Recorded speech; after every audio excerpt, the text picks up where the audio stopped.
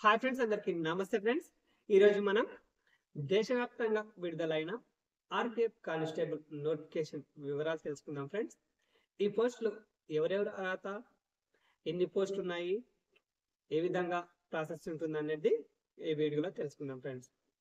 ముందుగా RPF constable notification release. Already RPF constable notification అయితే release అయింది ఫ్రెండ్స్. దరఖాస్తులు కొనసాగుతున్నాయి. మొత్తం పోస్టులు వచ్చేసి 4660 పోస్టులు ఉన్నాయి ఫ్రెండ్స్. దీంట్లో రెండు విధాలుగా విభజించడం జరిగింది.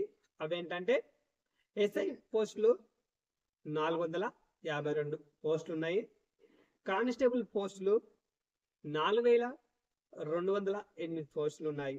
అయితే నోటిఫికేషన్లో మనకు మెన్షన్ చేసిన పోస్టులు ఎస్ఐ అండ్ కానిస్టేబుల్ పోస్టులకు అయితే ఇవి మొత్తం 4660 పోస్టులు.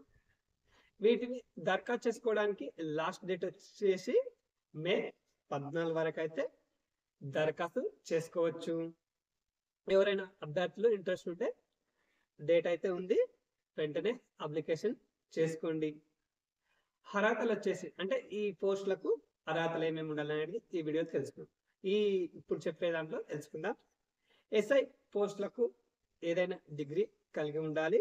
అదేవిధంగా కానిస్టేబుల్ పోస్టులకు కేవలం 10 పాస్ అయితే చాలు ఫ్రెండ్స్. ఎవరైనా ఆర్పిఎఫ్ కానిస్టేబుల్ మీద ఇంట్రెస్ట్ ఉన్న వాళ్ళు వెంటనే అప్లికేషన్ పెట్టండి ఫ్రెండ్స్. మన వీడియో నచ్చినట్లయితే ప్లీజ్ లైక్ చేసి సపోర్ట్ ఇవ్వండి ఫ్రెండ్స్. మరొక జాబ్ నోటిఫికేషన్తో మేము ముందుంటా. ప్లీజ్ మళ్ళీ సపోర్ట్ ఇవ్వండి ఫ్రెండ్స్.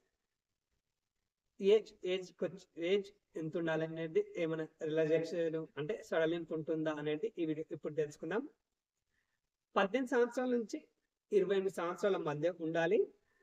రిజర్వేషన్ బట్టి సడలింపు ఉంటుంది. అంటే ఎస్సీ ఎస్టీలకు అయితే 5 సంవత్సరాల వరకు సడలింపు ఉంటుంది. అంటే వీళ్ళు 28 కన్నా ఎక్కువ ఉన్న వాళ్ళు కూడా ఈ జాబ్కి అయితే అప్లికేషన్ పెట్టవచ్చు అని అర్థం. నాన్ క్రీమ్ లేయర్ వాళ్ళకు 3 ఏళ్ల వరకు సడలింపు ఉంటుంది. అంటే ఓబీసీ వాళ్ళకు నాన్ క్రీమ్ లేయర్ అంటే వీళ్ళకే సంబంధించి వీళ్ళకు 3 ఏళ్ల వరకు సడలింపు ఉంటుంది.